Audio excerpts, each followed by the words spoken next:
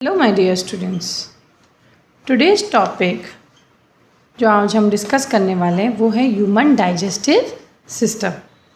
आप लोगों ने पहले भी पढ़ा है कि there are various forms of energy जो ज़रूरत है हमें ज़िंदा रहने के लिए। ये एनर्जी हमें फूड से मिलता है, ये तो पता ही है। जो भी हम खाना खाते हैं उसी से तो एनर्जी मिलती है। येस और नो? Yes ma'am.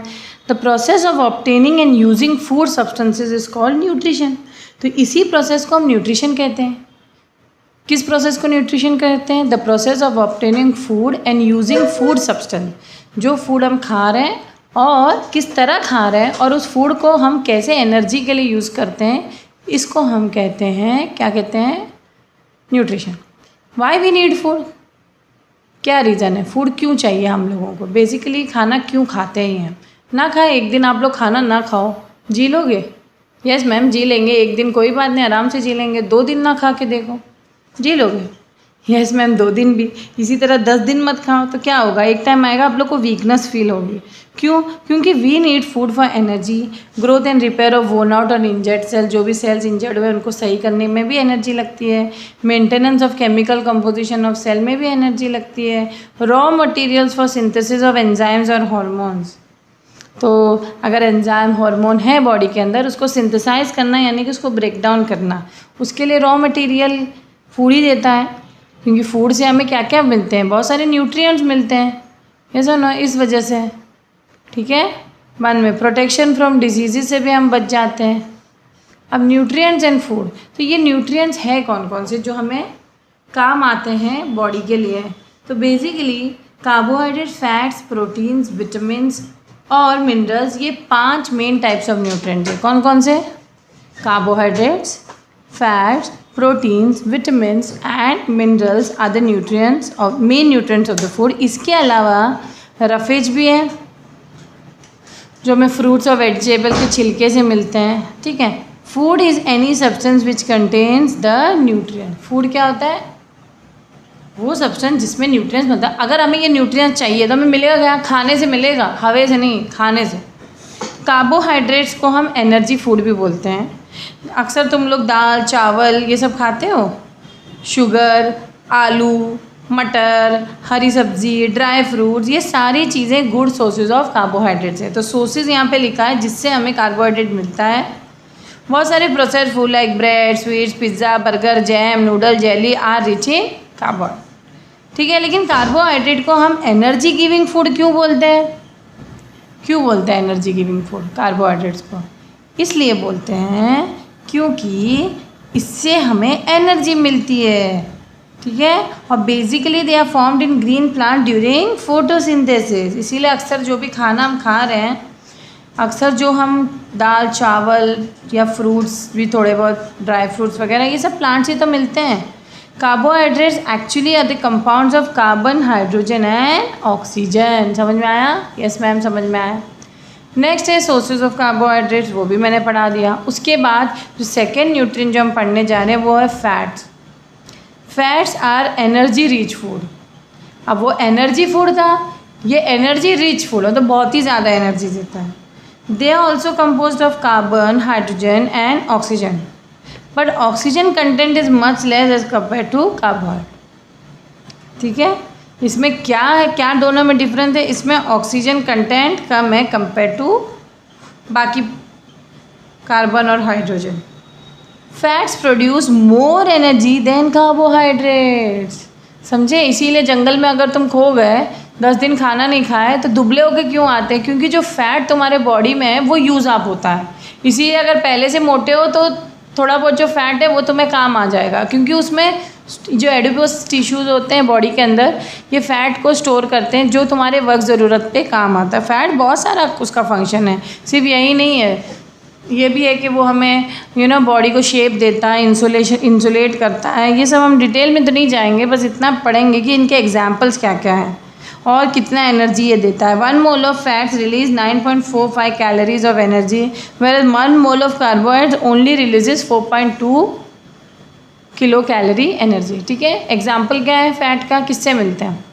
तेल वाली चीज़ों से, butter, ghee, vegetable oil, fish liver oil and animal fat.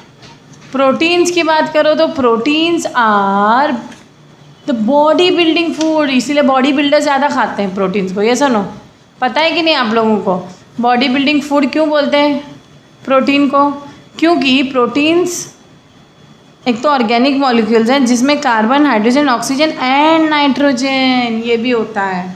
Sulphur and phosphorus भी प्रेजेंट होता है इन सम प्रोटीन, लेकिन nitrogen is the most essential element in proteins, क्योंकि कार्बन, हाइड्रोजन, ऑक्सीजन तो कार्बोहाइड्रेट्स में भी होता है, फैट्स में भी, इसमें अलग क्या है? नाइट्रोजन। अलग क्या है? नाइट्रोजन। तो इसीलिए ये जो प्रोटीन के अंदर जो नाइट्रोजन है ये सबसे इम्पॉर्टेंट एलिमेंट है। प्रोटीन्स देखो इनसोल्यूबल इन वाटर होते हैं और डाइजेशन में वो एमिनो एसिड्स बनाते हैं। क्या बनाते हैं? Amino acids. एमिनो एसिड जो होते हैं बिल्डिंग ब्लॉक्स ऑफ प्रोटीन है। इसका मतलब क्या?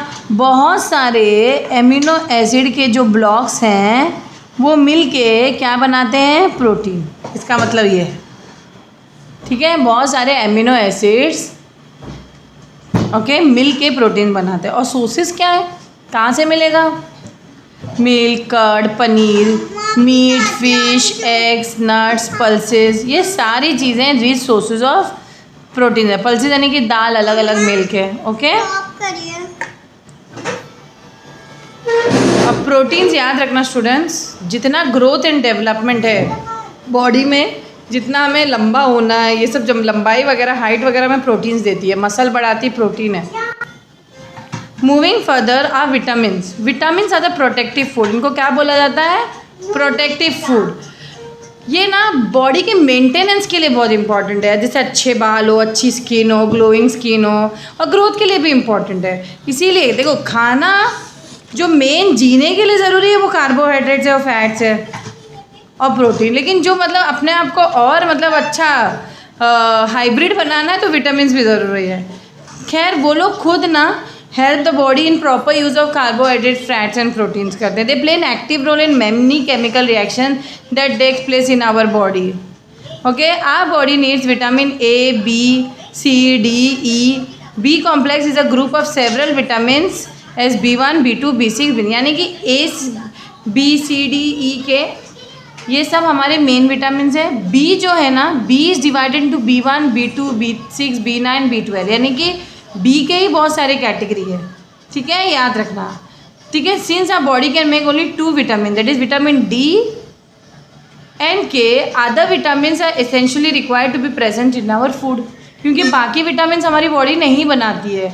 डी और के बना भी लेती है, वो भी उतना नहीं, इसीलिए विटामिन डी ना सनलाइट से मिलता है हमें। विटामिन के हमें लीवर वगैरह से मिल जाता है खाने से, कलीजी खाने से।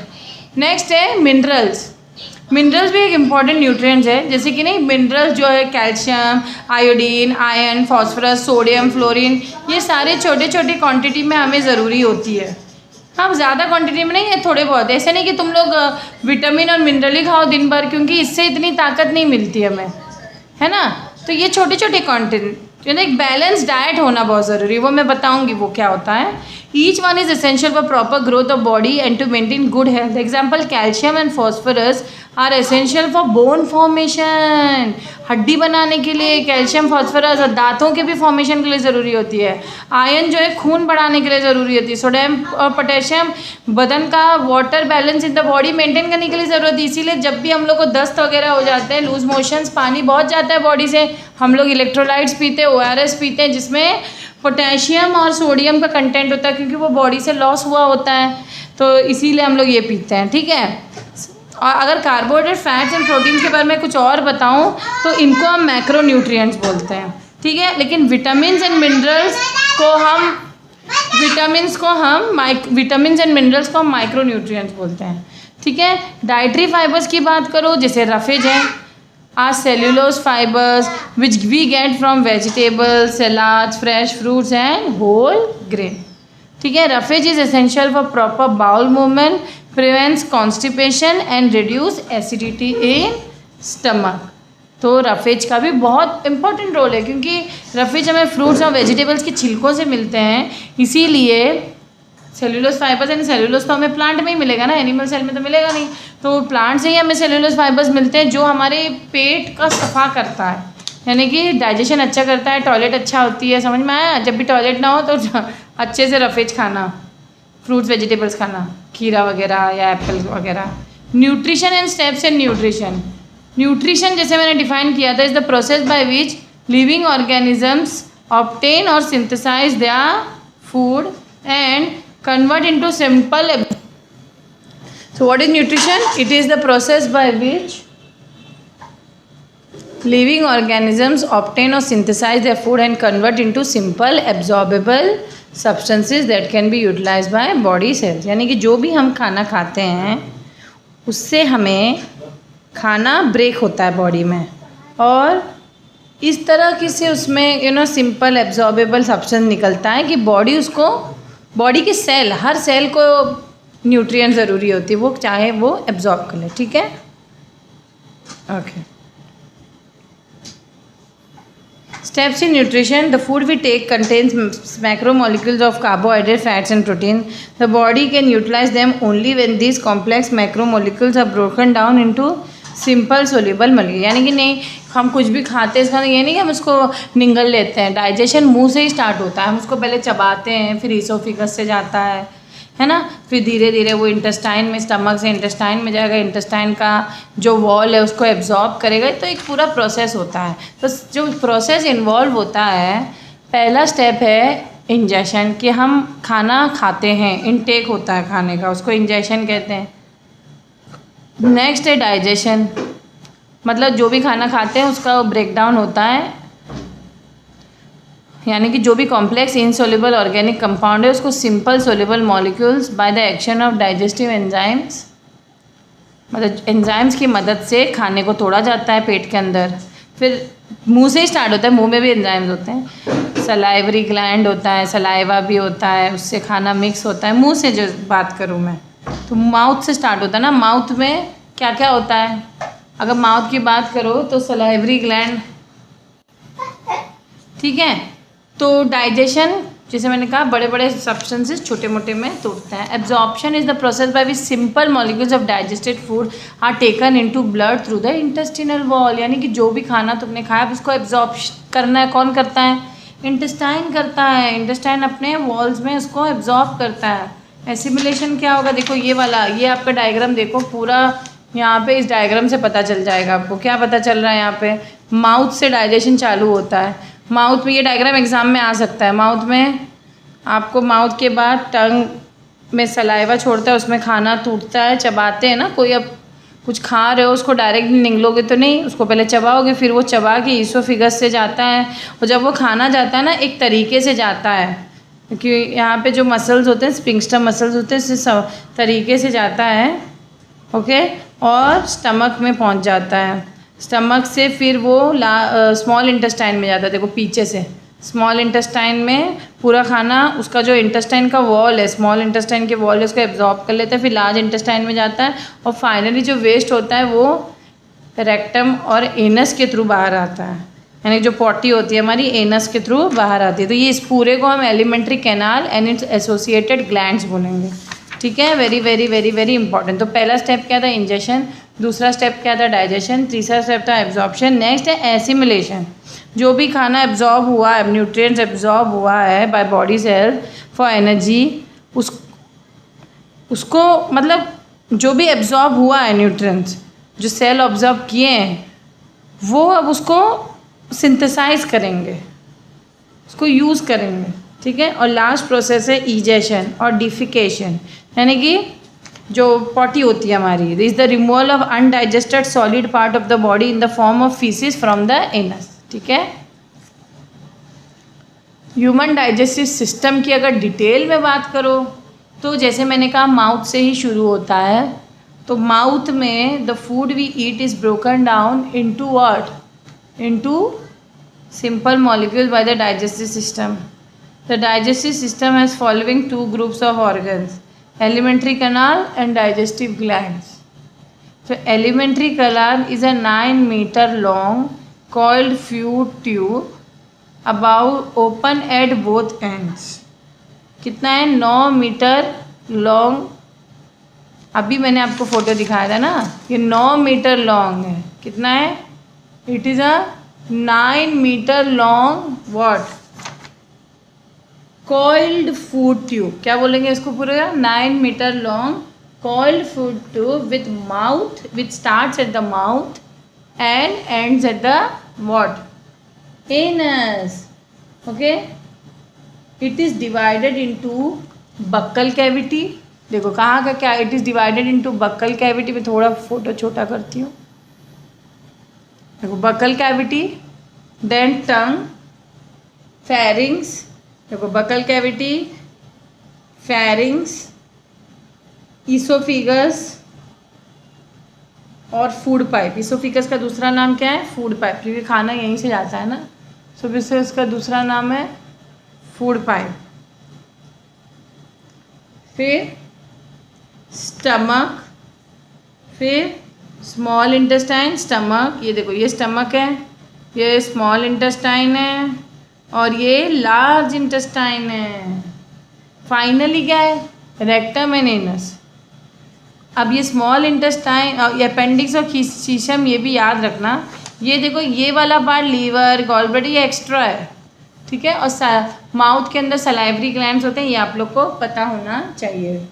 तो digestive glands make and store, ये सारी ग्लैंड्स क्या करते हैं, the digestive gland make and store the digestive juices और enzyme. This help in digestion. तो डाइजेस्टिव ग्लैंड में कौन कौन से ग्लैंड है, पहला है सलाइवरी ग्लैंड, दूसरा है लीवर और तीसरा ग्लैंड. ये सारे ग्लैंड्स के नाम हैं. ओके, पहला है डाइजेस्टिव ग्लैंड, नेक्स्ट है लीवर एंड फाइनली है पेनक्रियाटिक ग्लैंड, थर्ड ग्लैंड. ठीक है, तो ये सारे क्या थे, ये थे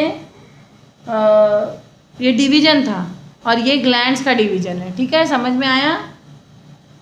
ओके, अब हम शुरू करते हैं माउथ से. ठीक है, जो माउथ होता है ये first chamber of alimentary canal होता है और ये first chamber of alimentary canal का एक्चुअली पूरी को हम बकल कैविटी कहते हैं. ठीक है, उसके ओपनिंग को माउथ कहते हैं, उसके ओपनिंग को माउथ कहते हैं. It is bordered by an upper and a lower lip, upper and a lower lip. Okay, lips क्या करते हैं, लिप्स हमें पानी पीने में यानी कि सिपिंग करने में, सकिंग करने में और मुंह खोलने बंद करने में हेल्प करते हैं ना. इनफैक्ट वो फूड सॉलो करने में भी हमें हेल्प करते हैं. वेरी गुड, समझ में आया. और क्या आप पढ़ोगे, following structures are present in the buccal cavity. Following structures are present in the buccal, following structures are present in the buccal cavity, teeth, tongue and opening of salivary glands. ये तो मैंने बताया ही था. टीथ बहुत अलग अलग type के होते हैं. अगर अपने मुंह पे छुओ, आप लोग मुंह खोल लो, ऐसे मुंह खोलो और देखो ये जो फ्रंट के दांत है जिससे तुम बाइट करते हो, ये सामने के दांत है ना, इसको इंसिसर्स बोलते हैं. 4 है, गिन लो, 2 ऊपर 2 नीचे. कैनाइन्स 2 है अगल बगल और मोलार्स 4 है, नहीं ऊपर 4 है नीचे भी 4, मतलब टोटल आपको काउंट करना, भी मैं काउंट करवा रही हूँ. तो जो अगर हम इंसिसिस की बात करें, they are the front teeth use for biting food and this have cutting margins, एकदम फ्लैट मार्जिन होती है. और canines are use in for tearing food, इसीलिए चिकन विकन हम लोग ऐसे नहीं दांत से, साइड के दांत से ऐसे काटते हैं, क्योंकि वो पॉइंटेड होते हैं. देखो ये पॉइंटेड है, ये पॉइंटेड है और ये फ्लैट होते हैं. जो इंसिसस थोड़े फ्लैट होते हैं, cutting margin. Premolars and molars used for chewing and grinding the food. These are broad and flat surfaces. देखो premolars and molars. ये देखो ये molars में जो एकदम सामने की तरफ प्रीमोलार होंगे, एकदम पीछे की तरफ मोलार होंगे. ठीक है, अगर हम ईच जॉ की बात करें तो ईच जॉ हैज़ 4 इंसिसस. ठीक है, कितने, 4 incisors, 2 canines, 1 on either side and 4 premolars. Each jaw की बात करो. अब उसको डबल कर लो आप लोग. अगर दोनों तरफ की बात करें तो 6 मोलार्स ऑन आइदर साइड. देखो यहाँ पे देखो 4 इंसिसस, 4 प्रीमोलार एंड 6 मोलार, 3 दोनों जोड़ के 6 मोलार. ठीक है, कैनाइन्स 2 होते हैं, ये अपर जॉ की और लोअर जॉ का भी आप काउंट कर लेना. तो dentition in adult human permanent teeth कितना हुआ फिर, 32 इन नंबर. ये जोड़ो कितने, 6 6 2 कितने हुए, नहीं, 4 4 8 और 6 और 8 हो गए 14, 14 और 2 हो गए 16, 16 दूनी या 16 2 32, तो टोटल दांत कितने हुए? 32 इन नंबर हुए कि नहीं? उसमें से अगर आप लोग को याद रखना है milk teeth and permanent teeth, इंसान में 2 सेट ऑफ टीथ अपीयर होते हैं। जब हम छोटे होते हैं उसको मिल्क टीथ कहते हैं, जो टूट के फिर नए परमानेंट टीथ आते हैं। तो फर्स्ट सेट जो मिल्क टीथ होते हैं वो 20 टीथ होते हैं। मतलब 6 महीने ऑनवर्ड से ये अपीयर होना शुरू करते हैं। मतलब 6 महीने तक बच्चों को दांत नहीं होती, 6 महीने से एक एक दांत आते हैं और उनको हम मिल्क टीथ कहते हैं। They are without premolars. The milk teeth are replace by permanent teeth between 6 to 8 years of age. तो 8-10 साल की उम्र तक वो परमानेंट टीथ हमें आ जाते हैं। ये सेकेंड सेट ऑफ टीथ जो होते हैं इसमें इंसिसर 1 पैरा जो अभी मैं बता रही थी, टोटल 32 होते हैं। ठीक है, each in upper jaw and lower jaw में 14 होते हैं। It persist throughout life और follow up during old age. बुढ़ापे तक वापस टूट जाता है। Till the age of 18 years permanent teeth are 28 in number with only 8 molars. लेकिन 18 years के बाद एडल्ट जो होते हैं उनको 32 टीथ होते हैं, यानी कि 4 मोलार्स और कॉल विजडम टीथ। जो 4 मोलार्स जो एक्स्ट्रा होते हैं ना वो विजडम टीथ होता है। कौन सा? अक्कल दांत। ठीक है, अक्कल दांत पता चली। बहुत से लोगों को 18 के बाद भी बहुत लेट अक्कल दांत आती है। ठीक है, यहाँ पे एक एक्टिविटी दी है तुम लोगों को कि काउंट करो और आइडेंटिफाई करो। क्या आप लोगों का है कि काउंट करो और आइडेंटिफाई करो अपने दांतों को। मिरर के सामने रुको और दांत को काउंट करो और इंसिसर्स कितने, कैनाइन्स कितने हैं, प्री मोलार, मोलार्स काउंट करके हमें टोटल बता। आप लोग का 28 होगा शायद, काउंट कर लो। मिल्क टीथ और परमानेंट टीथ में डिफरेंस क्या है ये भी पढ़ो। Milk teeth they grow from the age of 6 months, they start to appear between 6 to 8 years of age से परमानेंट टीथ शुरू हो जाते हैं। मिल्क टीथ 20 इन नंबर होते हैं और परमानेंट टीथ 32 इन नंबर होते हैं।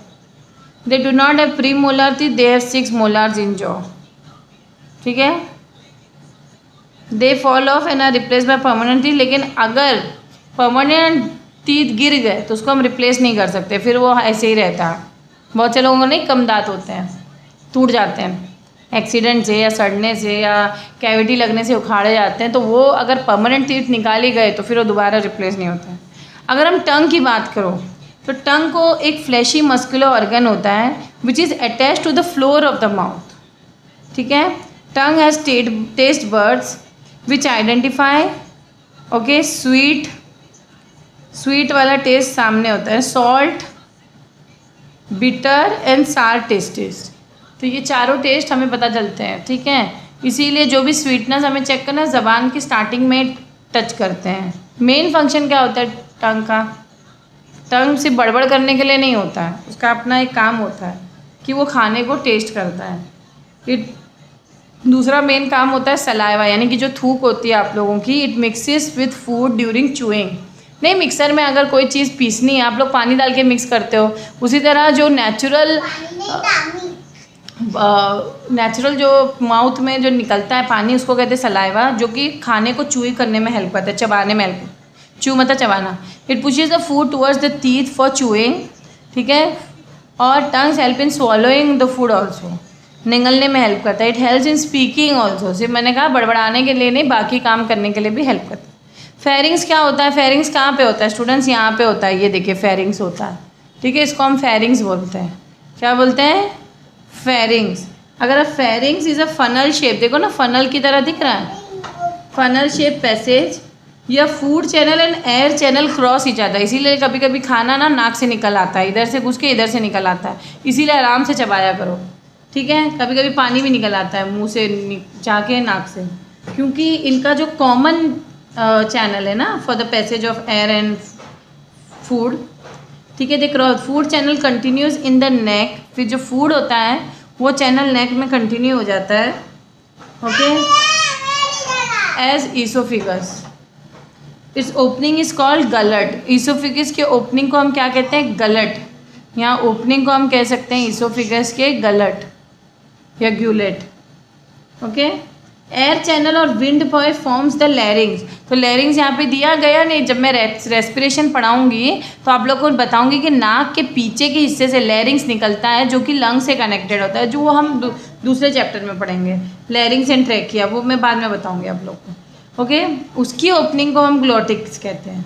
ठीक है, इसोफेगस की ओपनिंग को हम क्या कह रहे हैं, ग्यूलेट, और ट्रैकिया और जो विंड पाइप है, फूड पाइप की ओपनिंग को ग्यूलेट कहते हैं, और विंड पाइप जो पीछे से इसके पाइप जाता है उसको हम कहते हैं ग्लोटिस। ठीक है, यूवुला क्या होता है?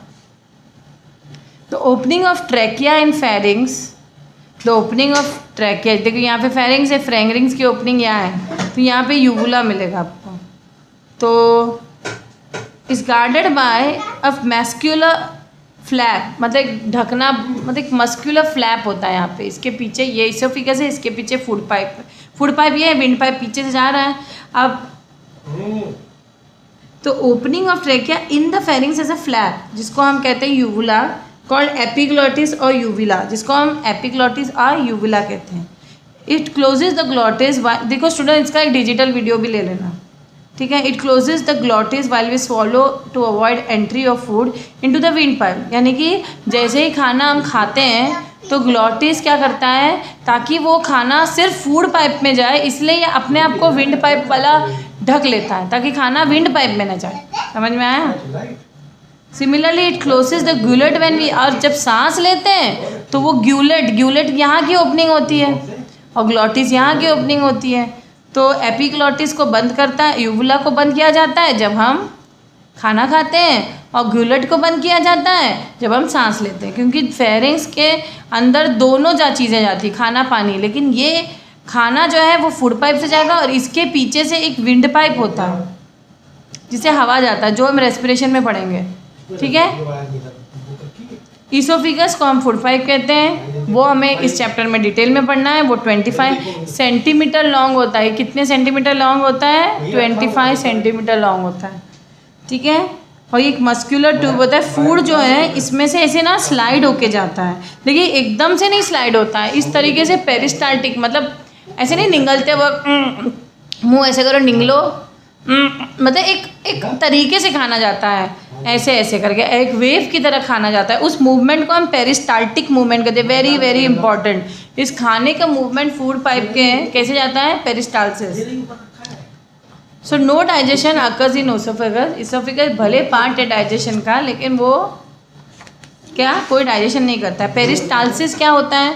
Peristalsis is the progressive wave of muscle contraction that proceeds along the walls of what? Esophagus. It pushes the food. समझो ये फूड है, फूड के बोलस है, फूड को ये फूड के बोलस क्यों कहते हैं? क्योंकि खाना अब गोला बन गया है ना, हम उसको चबा के गोला बनाया, बोलस बनाया। अब वो खाना माउथ से इसोफिगस में, ये देखो ये इसोफिगस का यहाँ पे थोड़ा सा इन्होंने मैक्सिमाइज करके बताया कि वो खाना किस तरह वेव लाइक जाता है। इस मूवमेंट को हम पेरिस्टाल्टिक मूवमेंट बोलते हैं।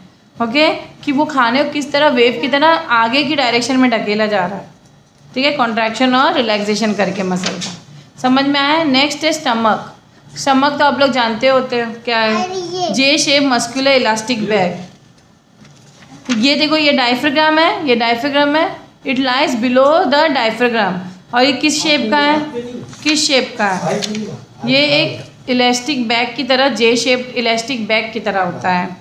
It lies before the diaphragm. देखो यहाँ पे दिया है diagram. The wall of the stomach contain numerous gastric gland. तो जो वॉल है स्टमक का, उसमें बहुत सारे गैस्ट्रिक ग्लैंड होते हैं जो कि गैस्ट्रिक जूस रिलीज करते हैं, हाइड्रोक्लोरिक एसिड रिलीज करते हैं और म्यूकस। वेरी इंपॉर्टेंट, क्या क्या रिलीज करते हैं?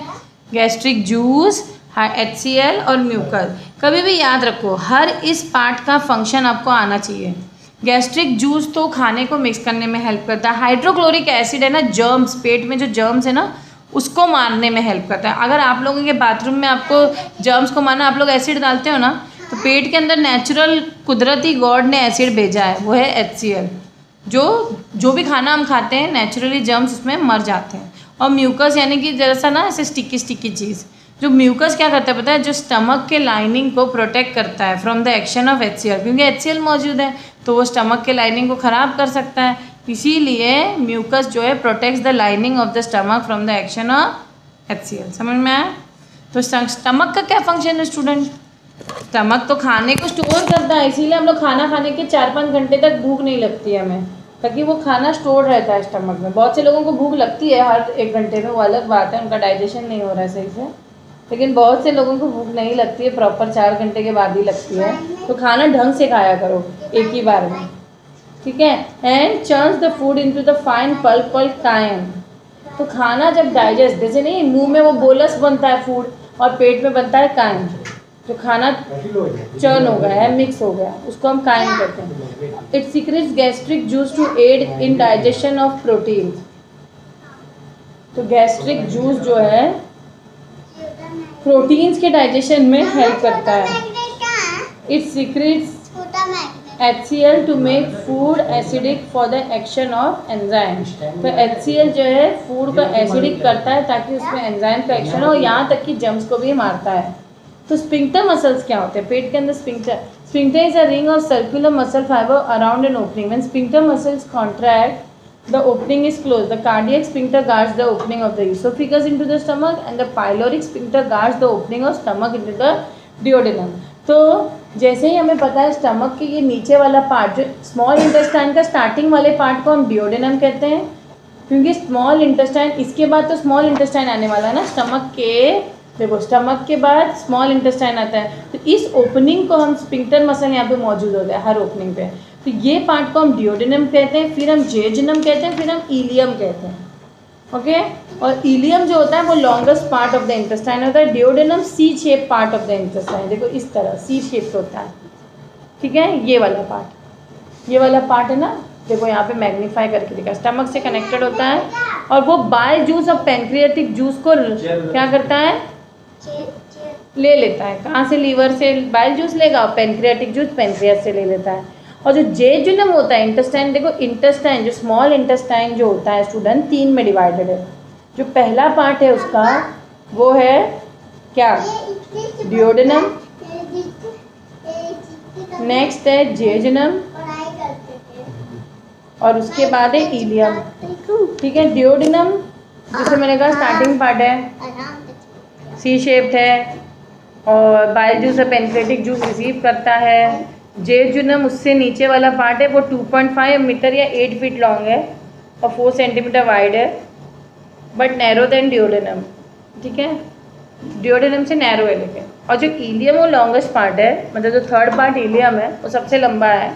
उसमें ना फिंगर लाइक प्रोजेक्शंस होते हैं, जैसे अगर ये है हमारा इलियम, इलियम के ऊपर इस तरह ना फिंगर लाइक प्रोजेक्शंस होते हैं। ये ना क्या करता है पता है, इसको हम विलाई कहते हैं। क्या कहते हैं? विलाई। ये विलाई करता क्या है, ये बहुत एग्जाम में आता है, ये एब्जॉर्ब करता है जो भी खाना डाइजेस्टेड हो गया है उसको इंटेस्टाइन एब्जॉर्ब करता है ये विलाई के थ्रू। जो इंटेस्टिनल ग्लैंड्स होते हैं in the intestinal wall produces digestive juices which bring about complete digestion in what? Carbohydrates, proteins and fats. तो स्टमक के अंदर गैस्ट्रिक जूसेस होते हैं, इंटेस्टाइन के अंदर क्या रिलीज होता है? डाइजेस्टिव जूसेस जो कार्बोहाइड्रेट, प्रोटीन और फैट्स को क्या करते हैं? डाइजेस्ट करते हैं। लार्ज इंटेस्टाइन का क्या काम है मैम? लार्ज इंटेस्टाइन कौन सा पार्ट है? ये देखो, ये था हमारा, ये जो पतला वाला पार्ट है स्मॉल इंटेस्टाइन है, देखो ये कनेक्ट हो जाता है, देखो यहाँ से, देखो माउथ से इसोफिगस, इसोफिगस स्टमक, स्टमक से स्मॉल इंटेस्टाइन, स्मॉल इंटेस्टाइन से लार्ज इंटेस्टाइन, लार्ज इंटेस्टाइन से रेक्टम, इनर। तो लार्ज इंटेस्टाइन भी 3 में डिवाइडेड है। कौन कौन सा? ये है सीकम, फिर है colon, rectum and sphincter muscle. Caecum यहाँ से शुरू हो गई।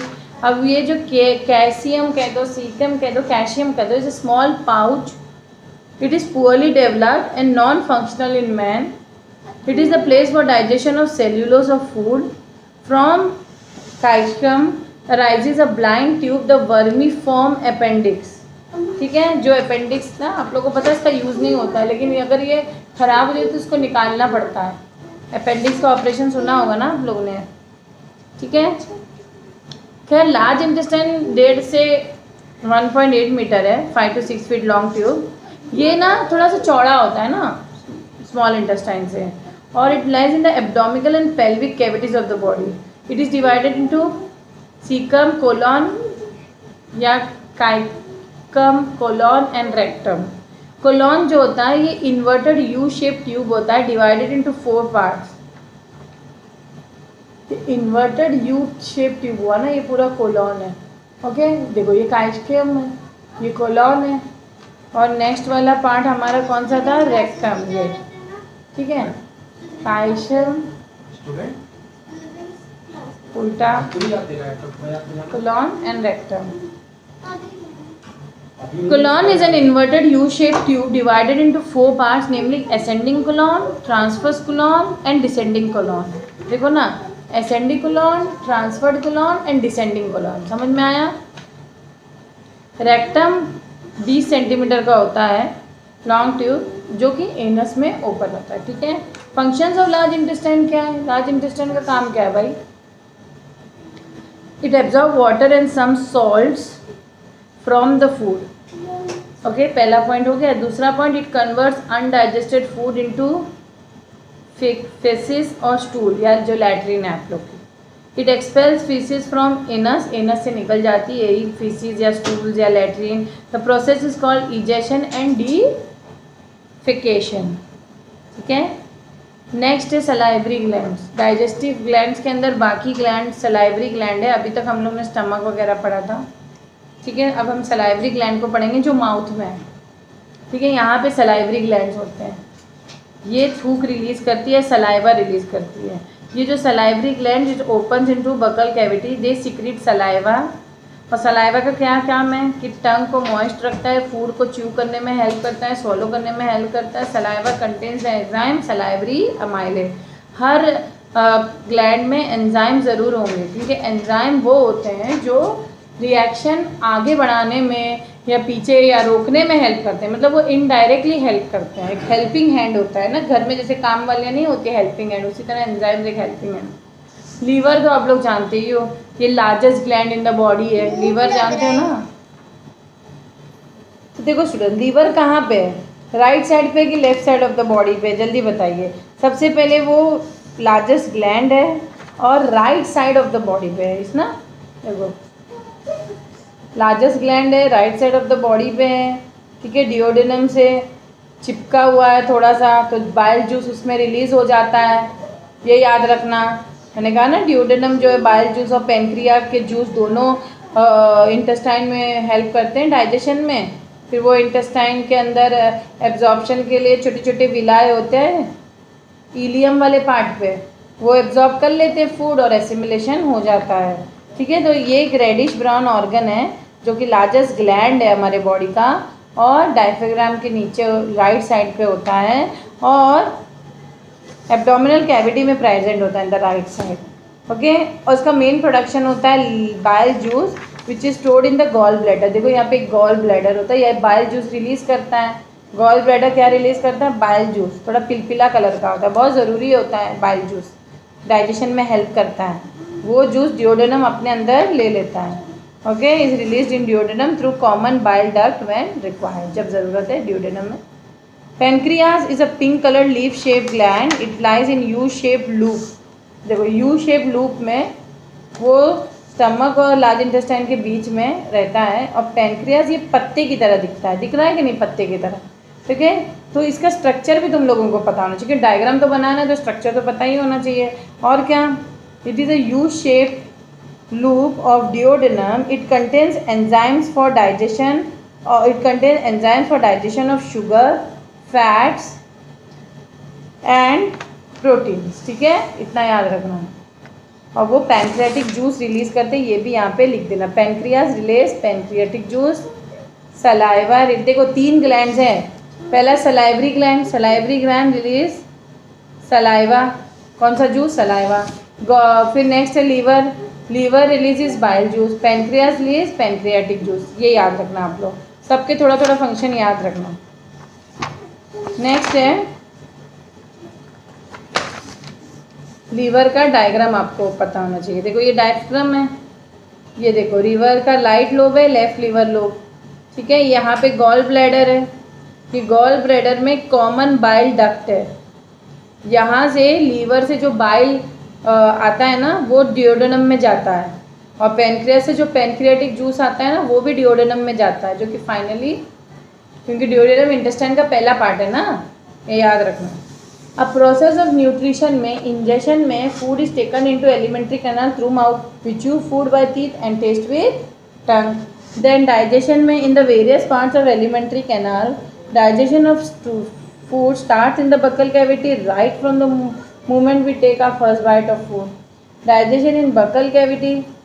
In the ingested food is chewed and masticated. मतलब चबाने को mastication कहते हैं, फूड को चबाने को.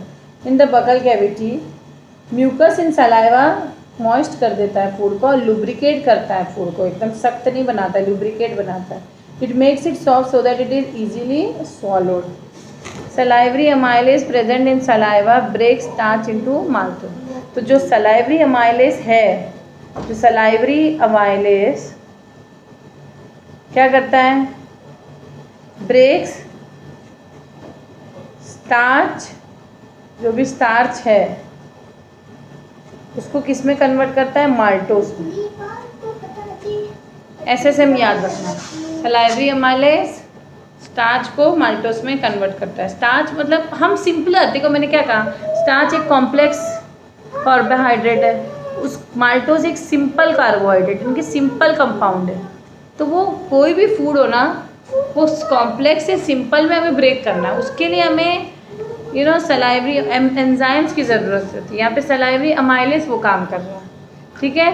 सो the moment we take the first bite of the food, the enzyme in saliva begins to break the carbohydrate और the starch into smaller simpler components like maltose. ठीक है. नेक्स्ट है फेरिंग्स एंड ईसोफिगस. तो no digestion occurs in pharynx and esophagus, they just pass the food from buccal cavity to stomach. एक pipeline की तरह काम करता है. नेक्स्ट है डाइजेशन इन स्टमक कैसे होता है. ऑब्वियसली गैस्ट्रिक जूस से. तो स्टमक कौन सा जूस रिलीज करता है, गैस्ट्रिक जूस. लीवर कौन सा जूस रिलीज करता है, बाइल. पैनक्रियास कौन सा जूस रिलीज करता है, पैनक्रियाटिक जूस. ओके. तो इस तरह आप लोगों को पता होना चाहिए.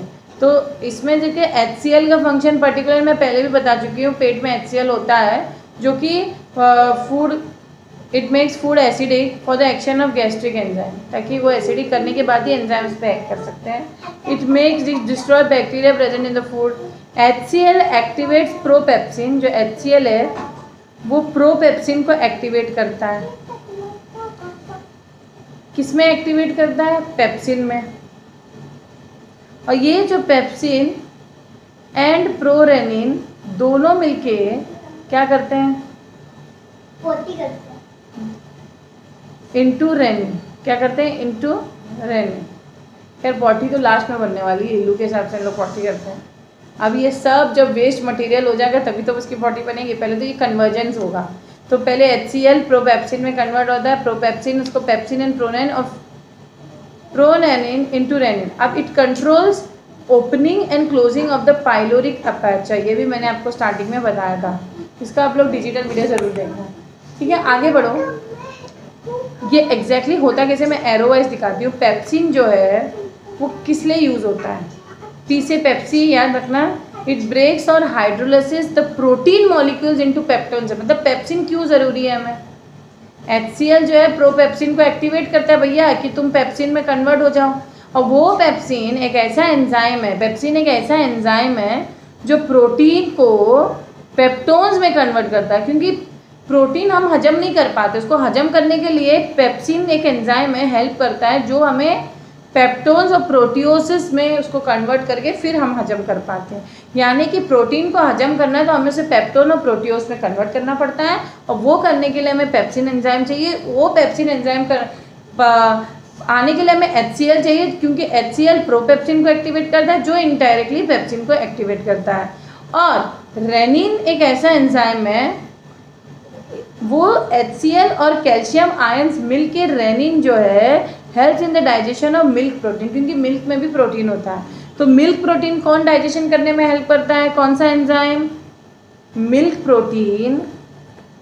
जैसे प्रोटीन को भी पेप्सिन एंजाइम हेल्प करता है, मिल्क प्रोटीन को रेनिन हेल्प करता है.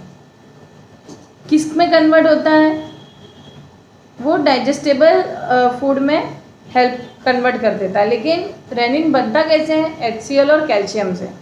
ठीक है. Gastric lipase it partially digest the fat. जो गैस्ट्रिक लाइपेस होता है वो फैट्स को डाइजेस्ट कर। इसी तरह खाने को हम कॉम्प्लेक्स से सिंपलर मॉलिक्यूल में, अनडाइजेस्टेबल से डाइजेस्टेबल फूड में कन्वर्ट किया जाता है with the help of enzyme. Enzyme कैसे बनते हैं ये मैंने बता दिया। डाइजेशन इन स्मॉल इंटेस्टाइन कैसे होता है, ये तो बात हुई थी डाइजेशन इन स्टमक। अब डाइजेशन इन स्मॉल इंटेस्टाइन कैसे होता है, मैंने कहा small intestine is divided into 3 part, duodenum, jejunum और इलियम। DJI याद रखना। डिओडिनम में जो भी पार्शियली डाइजेस्टेड फूड जिसको हम कायम कहते हैं वो स्टमक से डिओडिनम में आता है। ठीक है मैम, आ गया।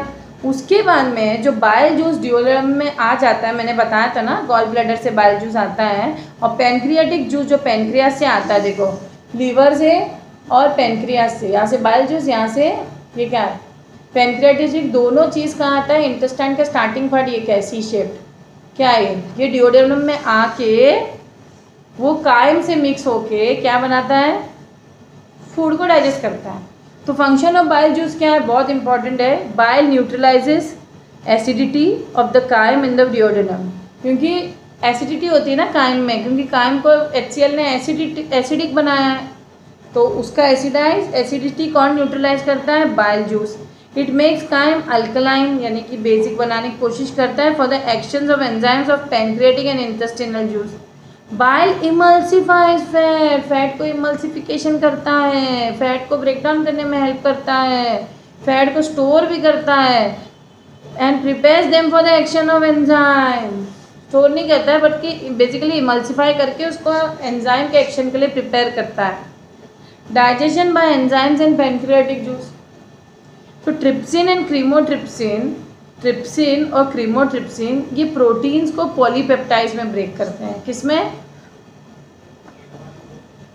प्रोटीन्स को अगर हमें पॉलीपेप्टाइड्स में कन्वर्ट करना है तो कौन काम आएगा, पेप्सिन नहीं काम आएगा, अब काम आएगा ट्रिप्सिन और काइमोट्रिप्सिन। ये दोनों एंजाइम मिलके प्रोटीन्स को पॉलीपेप्टाइड्स में कन्वर्ट करते हैं। समझ में आया। रही बात ये सारे एंजाइम्स की बात हो रही ना। Carboxypeptidase breaks polypeptides into tripeptides. तो यहाँ पे जो कार्बोक्सी पेप्टिड्स है ये वाला, ये पॉलीपेप्टाइड्स को ट्राइपेप्टाइड्स में कन्वर्ट करता है, डाइपेप्टाइड्स और एमिनो एसिड्स में कन्वर्ट करता है। यानी कि फाइनली प्रोटीन्स हमें एमिनो एसिड में ही चाहिए, क्योंकि यही डाइजेस्ट होता है। ठीक है, पेनक्रियाटिक, क्योंकि तुम्हें पता है ना, मैंने स्टार्टिंग में ही बताया था, एमिनो एसिड के मॉलिक्यूल्स मिल के ही क्या बनाते हैं, प्रोटीन्स बनाते हैं। तो फूड का काम क्या है, बड़ा सा फूड मॉलिक्यूल प्रोटीन को अब हमें सिंगल सा किस में कन्वर्ट करना है, एमिनो एसिड में, है ना। एमिनो एसिड में कन्वर्ट करने के लिए हमें 3-4 स्टेप से गुजरना पड़ता है। प्रोटीन्स को पहले हमें किस में कन्वर्ट करना पड़ता है, polypeptides with the help of the enzyme trypsin. फिर पॉलीपेप्टाइड्स को हमें ट्राइपेप्टाइड में कन्वर्ट करना है with the help of the enzyme carboxy peptidase. फिर कार्बोक्सी पेप्टिडेज तो उसको अब जो हमारा एमिनो एसिड में वो कन्वर्ट हो गया है, ये हमें हजम कर पाते हैं, डायरेक्टली प्रोटीन नहीं हजम कर पाते। पेनक्रियाटिक अमाइलेज और amylopsin it hydrolysis starch and glycogen into maltose. तो स्टार्च भी तो एक कॉम्प्लेक्स कंपाउंड है, उसको माल्टोज में कन्वर्ट करना है, ग्लाइकोज में कन्वर्ट करना है, ग्लाइकोजन में कन्वर्ट करना है। ये सब कौन करता है, कौन सा एंजाइम, पेनक्रियाटिक अमाइलेज और अमाइलोसिन। ये बहुत एक इम्पॉर्टेंट टेबल है, इसको अच्छे से पढ़ो। कौन सा एंजाइम किसको किस में कन्वर्ट कर रहा है, इनफैक्ट कॉम्प्लेक्स मॉलिक्यूल को सिंपलर मॉलिक्यूल्स में कन्वर्ट करते हैं ताकि डाइजेशन हो सके। पेनक्रियाटिक लाइपेज और trypsin it acts on emulsified fats and hydrolysis them into fatty acids and glycerol. किसमें, फैटी एसिड्स एंड ग्लिसरॉल। ठीक है स्टूडेंट्स, ये अच्छे से याद करना। अब इलियम में क्या होता है ma'am, intestinal glands in ileum secrete intestinal juice. It completes the process of digestion and its wall absorb digestive food. तो जितना डाइजेशन है यहाँ पे कंप्लीट हो जाता है। और क्योंकि हमने कहा था इलियम के ऊपर एक फिंगर लाइक प्रोजेक्शंस होते हैं जिसको हम विलाई कहते हैं, that helps increase the space for absorption, और सारा खाना उसमें एब्जॉर्ब हो जाता है, सेल में चला जाता है, खून में मिक्स होकर फिर सेल में चला जाता है। ठीक है, समझ में आया। और सारे सेल वो न्यूट्रिशन यूज़ करते हैं अपने खाने को ब्रेक डाउन करके ATP एनर्जी जनरेट करने में, जो हम रेस्पिरेशन चैप्टर में पढ़ेंगे। तो डाइजेशन इन लार्ज इंटेस्टाइन, अब क्या हो, कैसे होगा, स्मॉल इंटेस्टाइन, स्टमक का हो गया, लिवर का हो गया, स्मॉल इंटेस्टाइन में हो गया। अब हमारी बारी आ गई लार्ज इंटेस्टाइन की। तो लार्ज इंटेस्टाइन में undigested part of food changes into semi solid faeces, यानी कि जो डाइजेस्टेड होगा वो विलाई ने एब्जॉर्ब किया, अनडाइजेस्टेड फीसेस में बदल गया, पॉटी में बदल जाएगा। एंड प्रोडक्ट्स ऑफ डाइजेशन क्या है फिर, अब समझ रहे, और वो जो फीसिस है एनस से निकल जाएगा। तो एंड प्रोडक्ट्स क्या क्या हुए डाइजेशन के, carbohydrate change into glucose, fructose and galactose. Very very very very important, and product सबसे इंपॉर्टेंट पॉइंट है कि आखिर में बचा क्या, जो भी हमने कार्बोहाइड्रेट खाया, जो भी चावल आवल खाया या कुछ भी कार्बोहाइड्रेट पोटैटो वगैरह, वो किस में कन्वर्ट हुआ, ग्लूकोज, फ्रुक्टोज और galactose.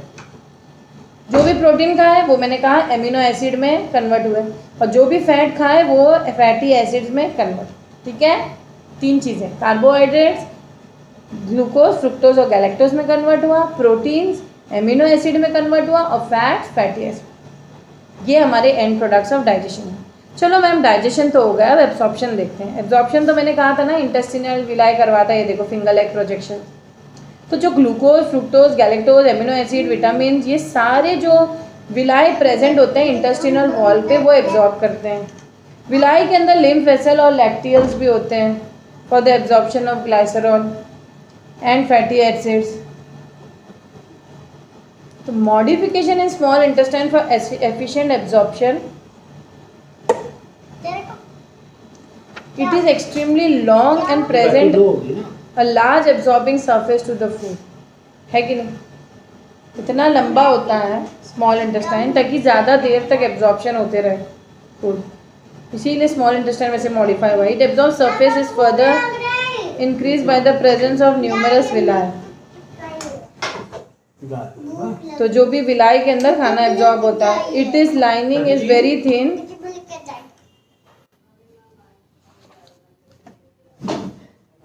Absorption in large intestine कैसे होता है। तो लार्ज इंटेस्टाइन देखो, स्मॉल इंटेस्टाइन का तो हमने बता दिया कि जो सरफेस है उसके ऊपर विलाई होते हैं, बहुत सारे विलाई होते हैं, और it is a very thin which permits rapid absorption of substance across it. Yes और no, each villus has a dense network of blood capillary. इसको मैं और थोड़ा एक्सप्लेन कर देती हूँ, क्योंकि उसमें बहुत सारे ना dense network of blood capillaries होते हैं, और इट हैज़ लैक्टियर और lymph vessel in each villous for absorption of fat. तो ये जो लिम्फ है या लिम्फ वेसल है वो फैट को एब्जॉर्ब करने में हेल्प करता है। Okay, absorption in large intestine देखते क्या होता है, लार्ज इंटेस्टाइन से पानी एब्जॉर्ब कर लेता है या सॉल्ट, जो बचा कुचा, मतलब अभी सब कुछ तो एब्जॉर्ब हो चुका है, सिर्फ पानी और थोड़ा बहुत salt from the food after it's digestion, और फिर बाद में वो पॉटी बन के निकल जाता है। ठीक है, थ्रू द एनस। एसिमिलेशन, उसको हम फिकस भी कहते हैं, फेसिस भी कहते हैं, ओके, या उसको हम स्टूल्स भी कहते हैं। एसिमिलेशन क्या होता है, फेट ऑफ एब्जॉर्ब्ड फूड, यानी कि जो भी फूड एब्जॉर्ब हुआ है अब उसके साथ क्या होने वाला है, वो सारे बॉडी सेल्स में डिस्ट्रीब्यूट हो जाएगा। सारे सेल को ज़रूरत है ना जो भी न्यूट्रिएंट्स हम एब्जॉर्ब कर रहे हैं, बाय द कैसे पहुंचेगा, ब्लड उसको पहुंचाएगा। ओके, क्योंकि देखो यहाँ पे कैपिलरीज हैं, ये कैपिलरीज मेन कैपिलरीज, मेन जो वेन्यूल और वेन्स, आर्टरी, सब कुछ है, ये सब पाइपलाइन है ब्लड के, ये सारे ब्लड में मिक्स हो गए न्यूट्रिएंट्स। अब वो ब्लड कहाँ पे पहुंचेगा, हर सेल में पहुंचेगा, हर सेल में फूड जो एब्जॉर्ब्ड फूड है पहुंच जाएगा। ग्लूकोज, मेन एब्जॉर्ब फूड हमारा क्या क्या है, glucose, fructose, galactose, amino acids और फैटी एसिड्स, ये हमारे 5 मेन एब्जॉर्ब। जो ग्लूकोज है it is use during respiration to release energy, ये फर्स्ट पॉइंट है। सेकेंड है जो एमिनो एसिड प्रोटीन से मिल रहा है, it is use for synthesis of proteins to be use for the formation of enzyme, यानी कि फिर से ये एमिनो एसिड्स आपस में जोड़ के सिंथेसिस ऑफ प्रोटीन्स के लिए यूज होते हैं ताकि एंजाइम्स बने, and growth and repair of cell, very important. Fatty acids and glycerols are converted into fats and are stored in the adipose tissue. मैंने कहा ना adipose tissue जो है फैट स्टोर करता है। जो फाइनल प्रोसेस हमारा क्या है डाइजेशन का, वो है इजेशन और डीफिकेशन। डीफिकेशन यानी जो फीसिस लार्ज इंटेस्टाइन में बना था, या जो undigested part of food in the form of faeces is pushed into rectum from where it is passed through the anus by the process of egestion or defecation. feces defecation process से निकल जाता है, ठीक है, या stools या potty कह दो, कुछ भी कह दो। Role of enzymes in digestion, enzymes are made up of protein, मैंने कहा ये हेल्पर की तरह काम करते हैं, ये they speed up the chemical reaction with the body, otherwise it will take very long time to proceed. Therefore enzymes are called biocatalysts. Catalyst भी तो यही काम करते हैं. बायो इसलिए क्योंकि बदन के अंदर है, बायोलॉजिकल बॉडी के अंदर, इसलिए बायोकैटलिस्ट.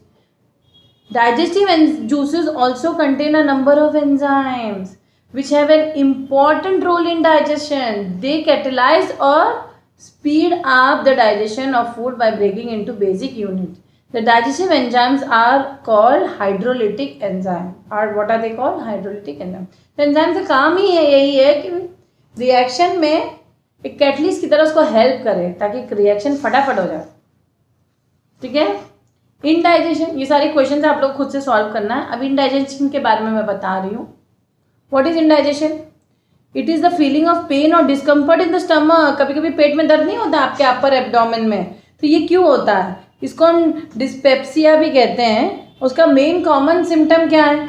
एकदम ब्लोटिंग होना, स्टमक दर्द होना, एकदम बेल्चिंग, बर्पिंग, डकार आना, गैस फॉर्म होने की वजह से, नोजिया, उल्टी, vomiting, gurgling of growling, discomfort, burning sensation, जलन होना. अगर हार्ट है, हार्ट में भी जलन होना. ठीक है. Acidic taste in mouth due to acid reflux, ऊपर ऊपर को खाना आना. ठीक है. एसिड रिफ्लक्स बोलते हैं उसको. खाना एसिडिक होता है ना, ऊपर को आता है. तो ये कॉजेज क्या है? या तो ज़्यादा खा रहे हो तुम लोग, या तो फास्ट खा रहे हो खाना, या तुम लोग बहुत ऑयली या जंक फूड या स्पाइसी फूड खा रहे हो, फ्राइड फूड्स खा रहे हो, हेल्दी नहीं खा रहे हो. ठीक है. ठीक से नहीं खा रहे हो, टाइम पे टाइम नहीं खा रहे हो, या तो बहुत कैफीन या अल्कोहल या फिजी ड्रिंक्स ले रहे हो. स्मोकिंग, स्ट्रेस, फैटिक, ये भी बहुत मतलब अच्छे से नींद नहीं पूरी हो रही है. और भी disease like stomach ulcers, gall bladder stone या ना kidney stone, gall bladder stone, gastroesophageal reflux या स्टमक इन्फेक्शन, ये सारी चीज़ें. कुछ उल्टा सीधा बाहर का खा लिया तो उससे इन्फेक्शन हो सकता है. तो ये सारे कॉज है इनडाइजेशन का, और ये हम ट्रीट करते हैं विथ एंटासिड्स एंड एंटी फ्लैचुलेंट्स, जो डॉक्टर दवा देते हैं. तो हेल्दी और अनहेल्दी फूड फिर होते क्या है मैम? हेल्दी फूड हैबिट्स वो होता है जो तुम बैलेंस डाइट खाओ, यानी कि खाना इस तरह खाओ कि उसमें सारे न्यूट्रिएंट्स उतने ही ज़रूरत के हमें हो जितना है, लेकिन सबसे ज़्यादा में कार्बोहाइड्रेट ज़रूरत है, फिर प्रोटीन. यानी कि तुम बहुत सारे फल फ्रूट खाओ, थोड़ा सा कार्बोहाइड्रेट खाओ, नहीं, सबकी क्वांटिटी अपने हिसाब से खाया जाता है, जो कि WHO ने जो प्रिस्क्राइब किया है कि कितना क्या खाना चाहिए. तो eating balance diet has both short and long term positive impacts on health. Eating poorly and unbalanced diet increases risk of various disease. जैसे कि अगर हेल्दी फूड हैबिट्स, तुम्हें बैलेंस डाइट लेना चाहिए, कैलोरिक इंटेक और कैलोरी एक्सपेंडिचर, जितना खा रहे हो उतना एक्सपेंड भी करना है आपको, यानी कि खा खा के बैठे रहो. वॉकिंग वगैरह करना चाहिए ताकि तुम्हारी जो कैलोरिक एक्सपेंडिचर भी हो, ख़त्म भी हो. Add fruits and vegetables in the diet. Take plenty of water, very important, आजकल गर्मियों में तो बहुत ज़रूरी है. Eat more fibre rich food. Avoid overcooked food because cooking at high temperature or in an open vessel destroys the vitamins of food. यानी कि जो सब्जी है बहुत मत पकाओ, थोड़ा बहुत पकाओ. Avoid using baking soda for cooking food as destroys vitamin C and B complex. ज़्यादा बेकिंग सोडा यानी केक वगैरह मत खाओ जिसमें बेकिंग सोडा यूज़ होता है. Do not throw away water in which food is boiled because this will result in loss of essential nutrient. बहुत से लोग नहीं सब्जी का पानी उबाला हुआ फेंक देते, नहीं, मत फेंको. Avoid eating preserved and processed food. ठीक है. ये बाहर के फूड जो डब्बे में आते कैंड फूड्स मत खाओ. Always store food materials in clean, dry and close container. खुला मत रखो ताकि उसमें इन्फेक्शन, कीड़े मकोड़ों का ना हो, कॉकरोच ना चला जाए अंदर. Benefits of healthy food habits बताओ. Balance diet, lower chances of depression, anxiety, mental disorder. ठीक है. क्योंकि हम नहीं खाएंगे तो भी हमारा दिमाग उल्टा सीधा सोचने लगता है, यहाँ तक कि मेंटल डिसऑर्डर भी होता है, इसलिए सही से खाया पिया करो तो पागल हो जाओगे. Food packed with vitamin, minerals and nutrients boost body immunity. Immunity बढ़ाती है. अच्छा विटामिन मिनरल वाले खाना खाओ, फ्रूट्स खाओ, वेजिटेबल्स खाओ, क्योंकि फ्रूट वेजिटेबल से lower risk of cancer, high blood pressure, heart attack and diabetes होता है. इनफैक्ट फ्रूट ही सबसे ज़्यादा खाओ मेरे हिसाब से. आजकल के तो फ्रूट भी मिलावट आ रहे हैं. खैर, healthy food in children ensures proper physical and mental growth and immunity. बच्चों के लिए तो बहुत ही ज़रूरी है बैलेंस डाइट, क्योंकि वो ग्रोइंग एज है, हड्डियाँ बढ़ रही है. अनहेल्दी फूड है जैसे जंक फूड खाना, बहुत सारा एनर्जी रिच फूड खाना, यानी कि बहुत फैट फूड खाना. एनर्जी रिच फूड तो फैट्स होते हैं, कार्बोहाइड्रेट्स भी, और फैट ज़्यादा मत खाओ. अनबैलेंस डाइट मत खाओ, और fast food like pizza, burger, noodle, wafer, French fry, ये सब मत खाओ. Taking food poor in vitamin and mineral, जैसे ग्रीन वेजिटेबल, फ्रूट, ये सब नहीं खा रहे हो तुम लोग. अवॉइडिंग पल्सेस, ड्राई फ्रूट, ये भी खाना ज़रूरी है. अगर अनहेल्दी फूड खा भी लिया तो क्या होगा मैम? कुछ नहीं होगा मैम। होगा, जैसे ये लोग हो गए हैं, क्या होगा इन लोग को? ये चाइल्ड सफरिंग फ्रॉम क्वेश्चुअरकर, इसमें ना जो पेट होता है मोटा हो जाता है, पॉट बेली होता है, इसमें पॉट बेली होता है। क्या होता है? पॉट की तरह उसका पेट हो जाता है। और मैरेस्मस में एकदम हड्डियां दिखने लगती है, ढांचा लगता है। ये 2 पीएम डिजीज़ है। कौन सी डिजीज़ है? प्रोटीन एनर्जी माल न्यूट्रिशन डिजीज़ है। कौन से हैं? प्रोटीन एनर्जी माल न्यूट्रिशन को पीएम डिजीज़ बोलते हैं। ठीक है, तो 2 पीएम डिजीज़ के नाम अगर एग्जाम में तो क्या लिखोगे? क्वेश्चुअरकर और मैरेस्मस। ठीक है, यानी कि ये जो दोनों पीएम प्रोटीन एनर्जी माल न्यूट्रिशन है, यानी कि कमी है न्यूट्रिएंट्स की, लेकिन कभी कभी ज़्यादा भी न्यूट्रिएंट्स हो जाता है। ओबेसिटी ज़्यादा खाने से होता है ना, बहुत एनर्जी रिच फूड खा रहे हो, खामखा का फैट स्टोर हो रहा है बॉडी में, वो ओबेसिटी को लीड करता है, बहुत मोटा होना। जैसे कौन मोटा है? वो गाना नहीं है, डिगड़ी धूम धूम धूम, उसका देखो कैसे पेट मोटा है ना।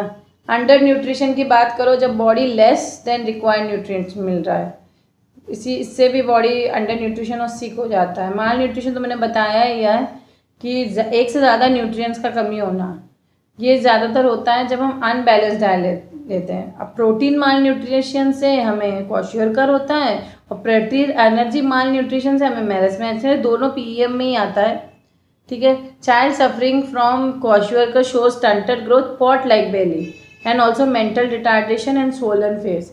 वेरस अगर हम मैरेस्मस की बात करो तो इसमें बच्चा बड़ा थीन हो जाता है और मूव नहीं हो पाता है, कमज़ोर हो जाता है, body stops growing and tissues are slowly destroyed. तो बहुत खतरनाक डिजीज़ है, इसलिए हेल्दी फूड खाना चाहिए।